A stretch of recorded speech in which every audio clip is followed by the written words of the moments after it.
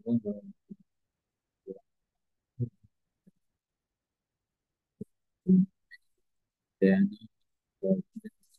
गुरुवे नमः। श्री चैतन्य मनोभीष्टं स्थापितं येन भूतले स्वयं रूप पदमयं ददाति स्वपदान्तिकम्। वन्देऽहं श्रीगुरु श्रीयुतपदकमलं श्रीगुरुन् वैष्णवांश्च श्रीरूपं साग्रजातं सहगण रघुनाथान्वितं तं सजीवं साद्वैतं सावधूतं परिजनसहितं कृष्ण चैतन्यदेवं श्री राधा कृष्ण पदान सहगण ललिता श्री विशाखान्वितां च नमोऽहं विष्णुपदाय कृष्णवेष्टाय भूतले श्रीमते भक्तिवेदान्त स्वामिनेति नामिने नमस्ते सरस्वती देवे गौरवाणी प्रचारिणे निर्विशेष शून्यवादी पाश्चात्य देशतारिणे पञ्चाकल्पतरुभ्यश्च कृपा सिन्धुभ्येव च पतितानां पावनेभ्यो वैष्णवेभ्यो नमो नमः पदादरमहं वन्दे माधवच्चनन्दना महाभावस्वरूपं श्रीचैतन्यभिन्नरूपिणं नम महावदन्नाय कृष्णप्रेमप्रदायते कृष्णाय कृष्णचैतन्यनाम्ने गौरतिष्ठ नमः हे कृष्ण करुणा सिन्धु दीनबन्धु जगत्पते गोपेश गोपिकान्त राधाकान्त नमोस्तुते तप्त काञ्चन गौराङ्गी राधे वृन्दावनेश्वरी विषवानुसुते देवी प्रणमामि हरे प्रिये नीलाचल निर्वासाय निताय परमात्मने बलभद्र सुभद्र बन्धुनिताय ते नमः जय श्री कृष्ण चैतन्य प्रभु नित्यानंद श्री अद्वैत गदाधर शिवसति गौरभक्तवृंद हरे कृष्ण कृष्ण कृष्ण हरे हरे हरे राम राम राम हरे हरे ओम नमो भगवते वासुदेवाय ओम नमो भगवते वासुदेवाय ओम नमो भगवते वासुदेवाय হরে কৃষ্ণ। আমরা ধারাবাহিক ভাবে শ্রবণ করছি সাক্ষী গোপালের কাহিনী। আমরা গতকাল 1 নম্বর শ্লোক পর্যন্ত 99 নম্বর শ্লোক পর্যন্ত পড়েছি।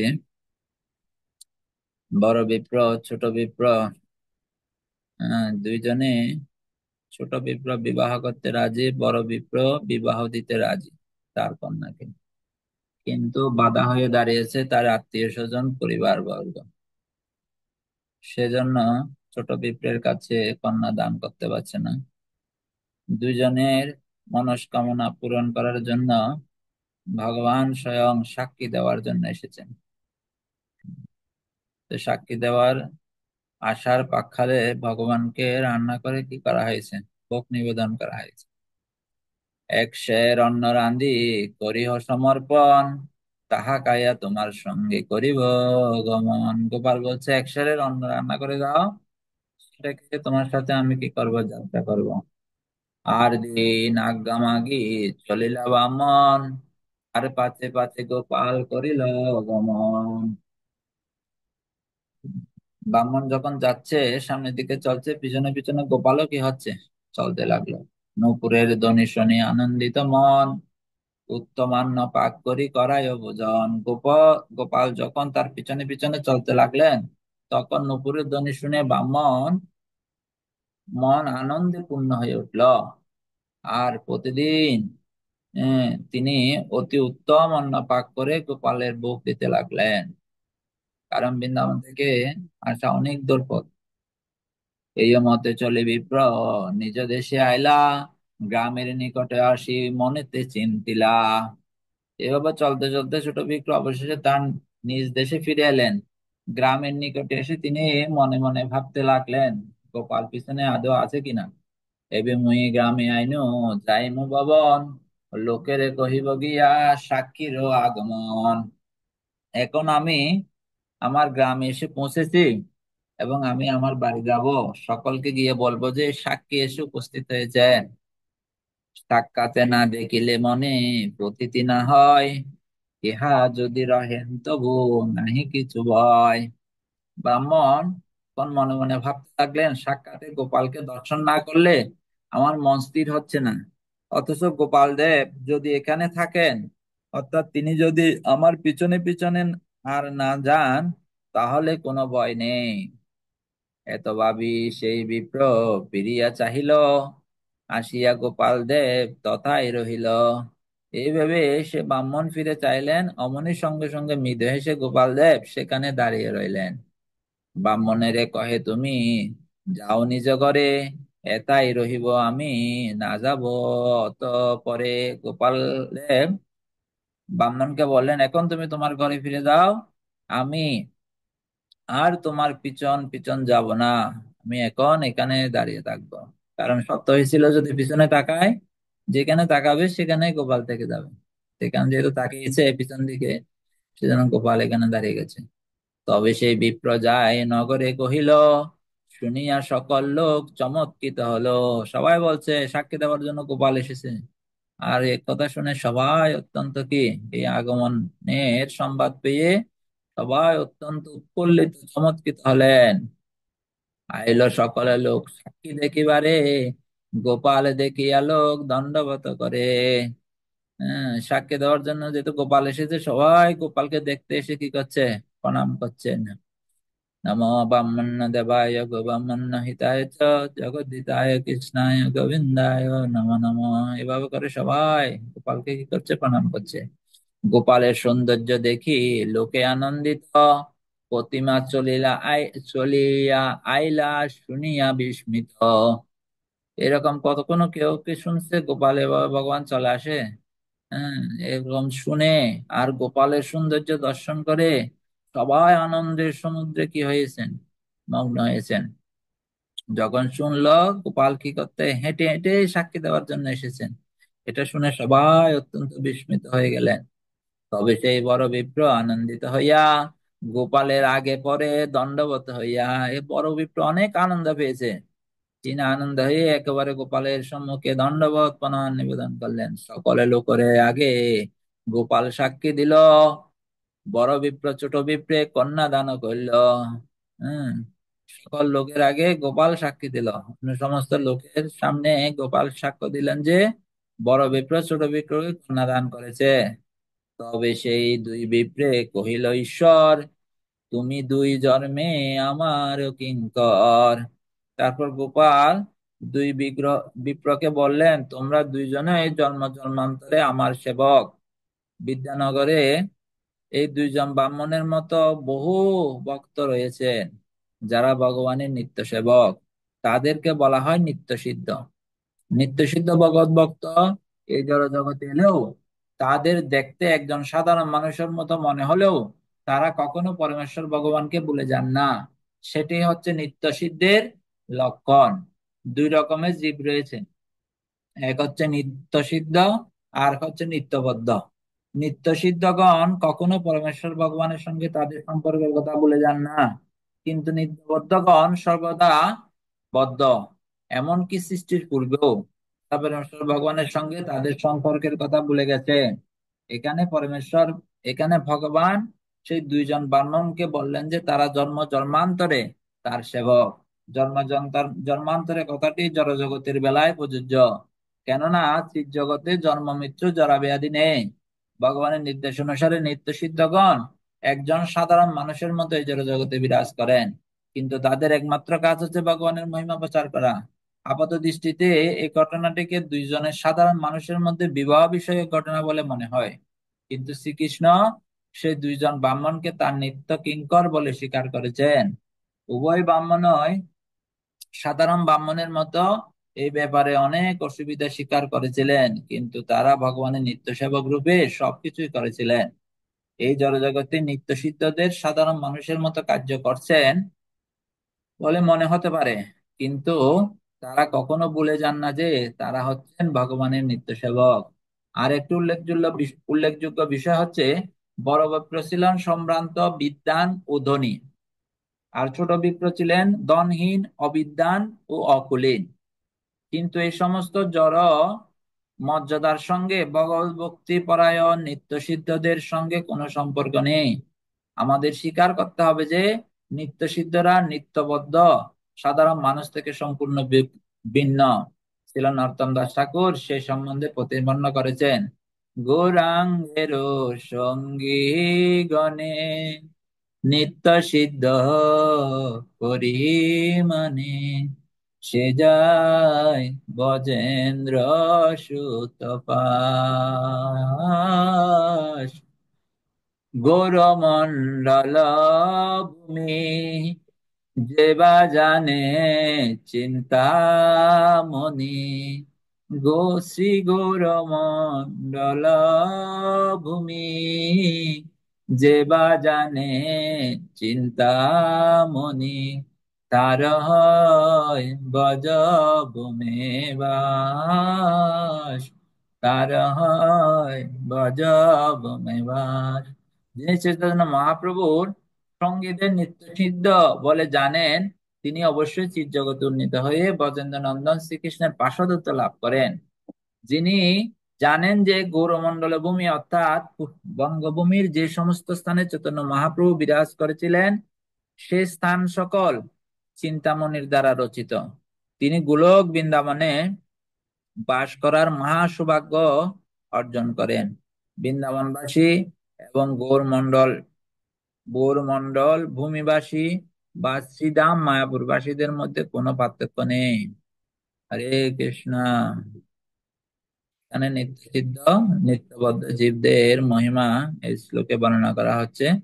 তো দুইজনেই ছিল, বড় বিপ্র ছোট বিপ্র, দুইজনেই ছিল কি নিত্য সিদ্ধ পুরুষ। যদিও বড় বিপ্রের অনেক সম্পদ ছিল, হম, তিনি অনেক বিদ্বান ছিলেন, তিনি সম্ভ্রান্ত পরিবারে জন্মগ্রহণ করেছেন, কিন্তু ছোট বিপ্রর কোন সম্ভ্রান্ত পরিবার ছিল না, ধন ছিল না, বিদ্বান ছিল না। হ্যাঁ, সেগুলো কিছু যায় আসে না, ভগবানের শুদ্ধ ভক্তি করার মাধ্যমে যে কেউ ভগবানের কৃপা লাভ করতে পারে।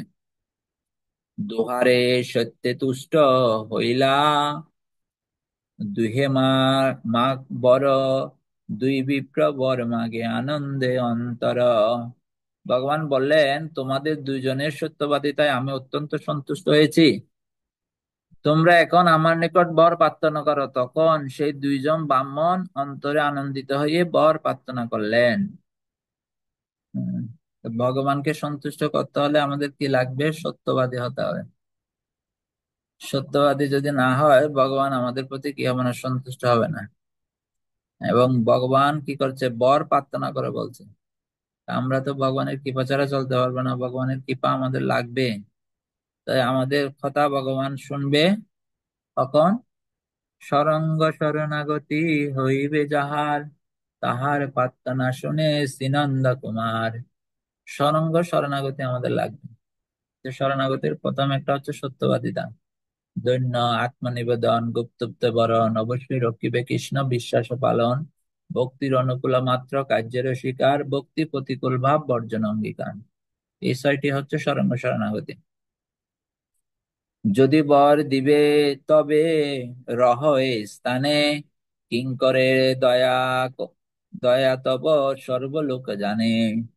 আপনি যদি বর দিতে চান, তাহলে কি করুন? এই বর দিন। আমাদের প্রার্থনা হচ্ছে এটা, আপনি পৃথিবীর মানুষদেরকে কি করার জন্য? সবাই যেন জানতে পারে, হ্যাঁ, সবাই যেন আপনার সেবকের প্রতি দয়া হয়, সেজন্য আপনি এখানে দয়া করে থাকুন, এই স্থানে আপনি থাকুন। গোপাল রহিলা দুহে, করেন সেবন, দেখিতে আইলা সর্বদেশের লোকজন। গোপাল সেখানে কি করলেন? রইলেন, এবং সে দুইজন ব্রাহ্মণ তার সেবা করতে লাগলেন। এই ঘটনার কথা শুনে বিভিন্ন দেশের লোকেরা গোপালকে দর্শন করার জন্য সেখানে আসতে লাগলেন। সাক্ষী গোপাল, আমরা এখানে গেলে সেই সাক্ষী গোপাল দর্শন করতে পারি। একইভাবে হিমালয়ের মধ্যে ভগবান শ্রী বিষ্ণুর আরাধনা করেছিলেন ব্রহ্মাজি। আপনারা যদি নেপালে যান, সে হিমালয়ে যাবেন, দর্শন করবেন, মুক্তিনাথ রূপে সেখানে রয়েছে। অনেক কষ্ট, অনেক বরফের ভিতরে একেবারে, অনেক দুর্গম পথ। সে পথ দিয়ে সে কয়েকটা গাড়ি পাল্টে সেখানে যেতে হয়, একদিনে যাওয়া যায় না, 2 দিন লাগে। এই মুক্তিনাথ আপনার দর্শন করার জন্য যাবেন। ব্রহ্মাজির প্রার্থনায় সেখানে ভগবান আবির্ভূত হয়েছিলেন। তো ব্রহ্মাকে বলছিলেন, তুমি কি বর চাও? তো ব্রহ্মাজি বলছিলেন, আপনি বর দিতে চাইলে আমাকে এই বর দিন, আমার মাধ্যমে আপনি পৃথিবীতে অনেক সৃষ্টি কার্য সম্পূর্ণ করেছেন, বিশেষ করে সৃষ্টির সেরা জীব মানুষদেরও সৃষ্টি করেছেন। তা আপনি তো আমাকে কৃপা করার জন্য এসেছেন এখানে, আমাকে দর্শন দান করলেন, কৃপা করলেন, তা আমি আপনার কাছে বর চাই, আপনি এখানে সাক্ষাৎ থাকুন, আপনাকে যারা যারা দর্শন করবে সবাই যেন মুক্তি লাভ করতে পারে। তো ভগবান বলছিলেন, ঠিক আছে তথাস্তু। তো এখনো সেই মুক্তিনাথ হিমালয়ে সেবিত হচ্ছে। হুম। আমরা যে গণ্ডকী নদী, যে নদী থেকে শালগ্রাম আবির্ভূত হয় দামোদর কুণ্ড থেকে, আমাদের গৃহে মন্দিরে যে শালগ্রামের সেবা হয়, বা অনেক শালগ্রাম দিয়ে বিগ্রহ তৈরি করা হয়, বড় বড় পাথর শালগ্রাম দিয়ে, সেই গণ্ডকী নদী তীর ধরে ধরে যেতে হয়। যেখানে ভরত মহারাজের গুহা রয়েছে, ভরত মহারাজ তপস্যা করেছিলেন। উম, সেখানে সতীর একটা অঙ্গ পড়েছিলেন সে গণ্ডকী নদীর তীরে। অনেক সুন্দর দুর্গম স্থান। সে স্থানে এখনো মুক্তিনাথ সেবিত হচ্ছে। আপনারা যারা যেতে চান, আহ কাঠমান্ডু থেকে যাওয়া যেতে পারে, ওখানে গাড়ির ব্যবস্থা রয়েছে। কয়েকজন গেলে একসাথে ভালো। আপনারা সেই মুক্তিনাথ দর্শন করতে পারেন। সেখানেও ভগবান সাক্ষাৎ সবাইকে কৃপা দেওয়ার জন্য এসেছেন। আর ভালো শীতের বস্ত্র নিয়ে যাবেন। সে দেশে রাজা এলো, আশ্চর্য শুনিয়া পরম সন্তোষ পাইল গোপালেরও দেখিয়া। এ কথা যেতে যেতে এ রাজার কাছে চলে গেছে। রাজা দর্শন করার জন্য এসেছেন। আর কি করবে, রাজা যখন এসেছেন, রাজা ভগবানের জন্য মন্দির নির্মাণ করে দিয়েছেন, অনেক সুন্দর মন্দির। এখনো সেটা গেলে আপনার দর্শন করতে পারবেন, সাক্ষী গোপাল মন্দির। মন্দির করিয়া রাজা সেবা চালাইলো, সাক্ষী গোপাল বলে তার নাম খ্যাতি হইল। গোপালের জন্য রাজা একটি খুব সুন্দর মন্দির নির্মাণ করেছিলেন। গোপালের নিয়মিত সেবার ব্যবস্থা করলেন। সে থেকে গোপাল দেব সাক্ষী গোপাল নামে বিখ্যাত হলেন। এই মতো বিদ্যানগরে সাক্ষী গোপাল সেবা অঙ্গীকার করে আছেন চিরকাল। এভাবে বহুকাল ধরে সাক্ষী গোপাল বিদ্যানগরে সেবা গ্রহণ করে বিরাজ করছেন। দক্ষিণ ভারতের তৈলঙ্গ দেশের গোদাবরী নদীর তীরে বিদ্যানগর অবস্থিত। গোদাবরী যেখানে বঙ্গোপসাগর মিলিত হয়েছে, সে স্থানকে বলা হয় কোট দেশ। এই কোট দেশ উড়িষ্যা রাজ্যের অন্তর্ভুক্ত ছিল, এবং সে প্রদেশের রাজধানী ছিল বিদ্যানগর। পূর্বে এই শহরটি গোদাবরী নদীর দক্ষিণ তীরে অবস্থিত ছিল। উড়িষ্যার রাজা পুরুষোত্তম দেব এই দেশ নিজাধিকারে আনয়ন করে আদেশিক শাসনকর্তার দ্বারা রাজ্য শাসন করতেন। বর্তমানে গোদাবরীর উত্তরে উত্তর তটস্থিত রাজমোহনরি থেকে বিদ্যানগর পুরী 25 মাইল পূর্বে দক্ষিণ পারে অবস্থিত। মহারাজ প্রতাপরুদ্রের সময় শ্রী রামানন্দ রায় সেখানকার শাসনকর্তা ছিলেন। বিজয়ানগর, বজিয়া বজিয়ানা গ্রাম বা বিজয়নগর বা বিদ্যানগর নয়। এখানকার এটা লোকেশনের প্রপাত বর্ণনা দিয়েছেন। উৎকলের রাজা পুরুষোত্তম দেব নাম, সেই দেশে সেই দেশ যিনি নিল করিয়া সংগ্রাম। উড়িষ্যার রাজা পুরুষোত্তম দেব যুদ্ধ করে সে দেশ জয় করে নিল। সেই রাজা যিনি নিল তার সিংহাসন, মাণিক্য সিংহাসন নাম, অনেক রতন। মহারাজ পুরুষোত্তম দেব বিদ্যানগরের রাজাকে পরাজিত করে তার সিংহাসন জয় করে নিলেন। সেই সিংহাসনের নাম ছিল মাণিক্য সিংহাসন, এবং তার বহু মণিমাণিক্য মাণিক্য ভূষিত ছিল। পুরুষোত্তম দেব সেই বড় ভক- পুরুষোত্তম দেব সেই বড় ভক্ত আর্য, গোপাল চরণে মাগে চলো মোর রাজ্য। মহারাজ পুরুষোত্তম দেব ছিলেন একজন মহান ভগৎ ভক্ত এবং আর্য সভ্যতার কর্ণধার। তিনি গোপালের চরণে প্রার্থনা করে বললেন, দয়া করে তুমি আমার রাজ্যে চলো। তার ভক্তি বসে গোপাল আরে আজ্ঞা দিল। গোপাল লইয়া সে কটকে আইলো। তার ভক্তিতে বশীভূত হয়ে গোপাল দেব সে প্রার্থনা রাজি হলেন, এবং মহারাজ পুরুষোত্তম দেব তখন তাকে কটকে নিয়ে এলেন। জগন্নাথ আনি নিল মাণিক্য সিংহাসন, কটকে গোপাল সেবা করিল স্থাপন। মহারাজ পুরুষোত্তম দেব সেই মাণিক্য সিংহাসনটি নীলাচলে শ্রী জগন্নাথ দেবকে উপহার দিয়েছিলেন। আর কটকে গোপাল দেবকে স্থাপন করে তার নিয়মিত সেবার ব্যবস্থা করলেন। তাহার মহিষী আইলা গোপাল দর্শনে, ভক্তি করি বহু অলংকার কইল সমর্পণে। কটকে শ্রী গোপাল দেবকে প্রতিষ্ঠা করা হলে মহারাজ কৃষ্ণ দেবের মহিষী তখন তাকে দর্শন করতে আসেন, ভক্তি সহকারে তাকে বহু অলংকার সমর্পণ করেন। তাহার নাসাতে বহুমূল্য মুক্তা হয়, তাহা দিতে ইচ্ছা হইল মনে চিন্তায়। মহিষীর নাকে একটি অত্যন্ত মূল্যবান মুক্তা ছিল, এবং তিনি সে মুক্তাটি গোপালকে দিতে ইচ্ছে করে মনে মনে চিন্তা করতে লাগলেন। ঠাকুরের নাসাতে যদি ছিদ্র থাকিত, তবে এই দাসী মুক্তা নাসায় পরাইত। শ্রী বিগ্রহের নাকে যদি একটি ছিদ্র থাকতো, তাহলে তার এই দাসী তার নাকে মুক্তাটি পরাতে পারত। এত চিন্তি নমস্করি গেলা সভবনে, রাত্রি শেষে গোপাল তারে কহেন স্বপনে। এই কথা চিন্তা করে গোপালকে প্রণতি নিবেদন করে তিনি রাজপ্রাসাদে ফিরে গেলেন। সেই রাত্রে গোপাল তাকে স্বপ্ন দেখা দিয়ে বললেন, বাল্যকালে মাতা মোর নাসা ছিদ্র করি, মুক্তা পরাইছিল বহু যত্ন করে। বাল্যকালে আমার মা আমাকে নাকে ছিদ্র করে বহু যত্নে মুক্তা পরিয়েছিল। সেই ছিদ্র অদ্যপি আছে নাসাতে, সেই মুক্তা পরাও যাহা চাহিয়াছ দিতে। এই ছিদ্র এখনো আমার নাকে রয়েছে, সুতরাং যে মুক্তা তুমি আমাকে পরাতে বাসনা করেছ, তা তুমি আমার নাকেই পরাতে পারো। স্বপ্ন দেখে সেই রানী রাজাকে কহিল, রাজা সব মুক্তা লইয়া মন্দিরে আইল। স্বপ্ন দেখে রানী রাজাকে গিয়ে সে কথা বললেন, তারপর রাজা রানী উভয়ে মিলে কি মুক্তা নিয়ে কি করলেন, মন্দিরে আইলেন। পরা এলো মুক্তা না সাই ছিদ্র দেখিয়া, মহা মহাসব কইল আনন্দিত হইয়া। শিব বিগ্রহ নাকে ছিদ্র দেখে তারা সেই মুক্তা পরালেন, এবং মহানন্দে এক মহা মহোৎসবের আয়োজন করা হলো। সেই হতে গোপালের কটকের স্থিতি, এই লাগি সাক্ষী গোপাল নাম হইল খ্যাতি।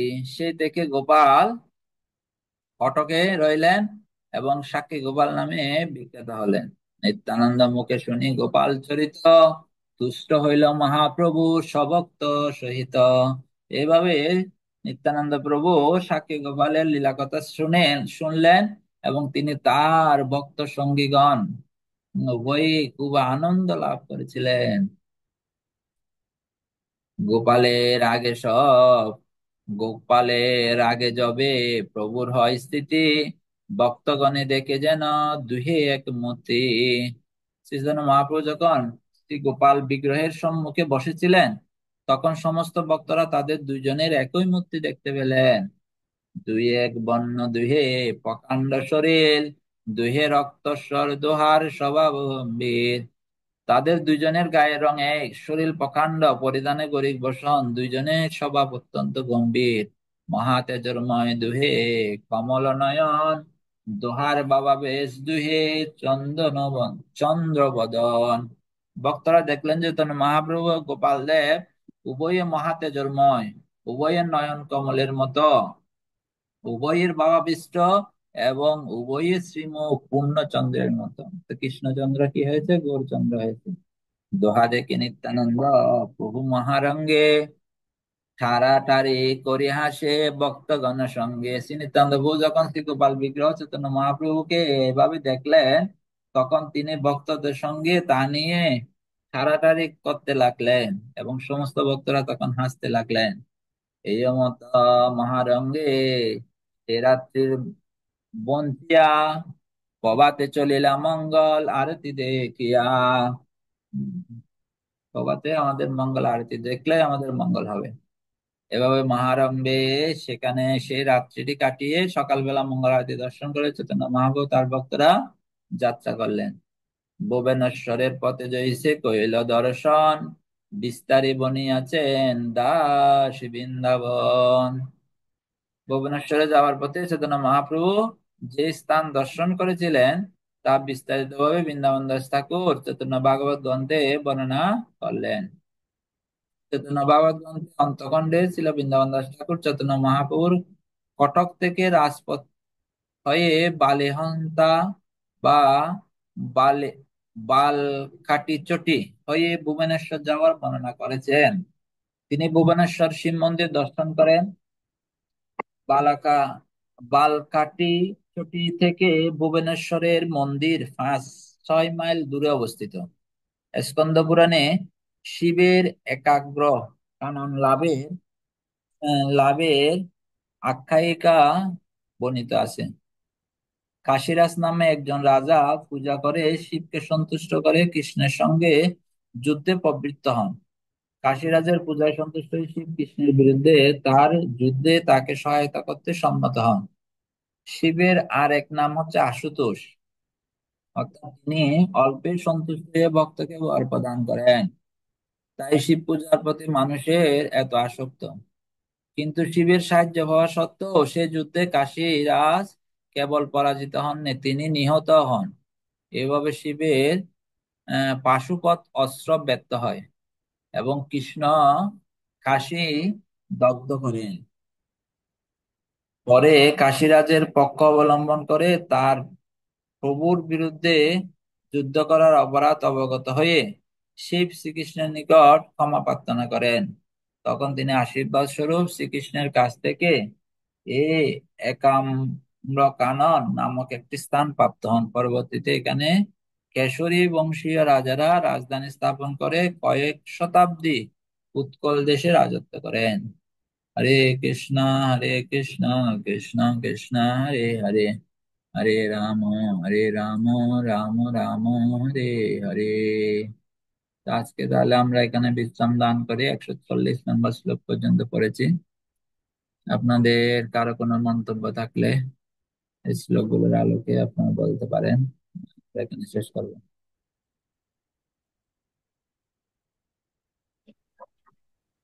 হরে কৃষ্ণ প্রভু, শ্রী চরণে হ্যাঁ, প্রণাম। প্রণাম। আহ, হ্যাঁ প্রভু, খুব আনন্দ হয়েছে প্রভু, বিবাহ হয়েছে। আমি আপনার মতো পাঠ করতে পারি না, ছন্দ নেই। না, না না আপনাকে প্রভু, খুব আপনাকে সুন্দর। খুঁজছিলাম, পেলাম না। আমার একটু ঘুম থেকে উঠতে দেরি হয়ে গেছে, শরীরটা একটু ঠান্ডা জ্বর হয়েছে খানিকটা।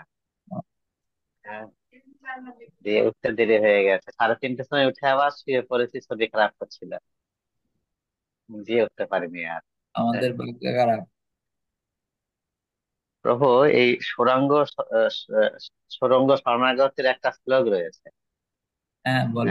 अनुक्लोश संकल्प प्रतिकूलस्य वर्जनम् रक्षसेति ते विश्वास गोप्तित्वे वर्णं तथा আত্মনিক্ষেপে কার্পণ্যে ঈশ্বর বিধা শরণাগতি। এই সুরঙ্গ শরণাগতি হইয়াছে যাহার, তাহার প্রার্থনা শোনে সে নন্দ কুমার। দেখো, এক সুন্দর, এটা কোথায় আছে বউ? কোথায় আছে এই মুহূর্তে মনে নাই, নোটটা দেখতে হবে কোথায় আছে, লিখে লিখে রেখেছি হয়তো। দেখতে আচ্ছা, হবে কোথায় আছে, নোটটা দেখতে হবে কোথায় আছে। তো দেখে নিয়ে প্রভু বলবো আপনাকে এটা কোথায় রয়েছে। ধন্যবাদ মঙ্গলময় প্রভুকে। তা আমরা তাহলে আজকে বৈষ্ণবী প্রণীতে কেমন করে শেষ করবো। এর পূর্বে আমাদের পরমানন্দ গুরু মহারাজ একটু অসুস্থ লীলার মধ্যে রয়েছেন, গুরু মহারাজের সুস্থতা কামনায় আমরা সকলে মিলে ভগবানের কাছে আকুল ভাবে 3 বার হরিনামের মাধ্যমে প্রার্থনা নিবেদন করবো। हरे कृष्णा कृष्णा कृष्णा हरे हरे, हरे राम राम राम हरे हरे, हरे कृष्णा कृष्णा कृष्णा हरे हरे राम राम हरे हरे, हरे कृष्णा कृष्णा कृष्णा हरे राम राम हरे हरे। पंचाकल्पतरुभ्यश्च कृपासिन्धुभ्यश्च पतितानां पावनेभ्यो वैष्णवेभ्यो नमो नमः। आनंद कोटि वैष्णव वृंदा की जय, जगत गुरु शिला प्रपात की, पतित पावन परमानंद गुरु महाराज की जय, ही शरण भक्ति पुरुषोत्तम स्वामी महाराज की जय, निताय गौर सीतानाथ परमानंदे हरे हरे बोल। ঠাকুর বন্ধ করে দিন।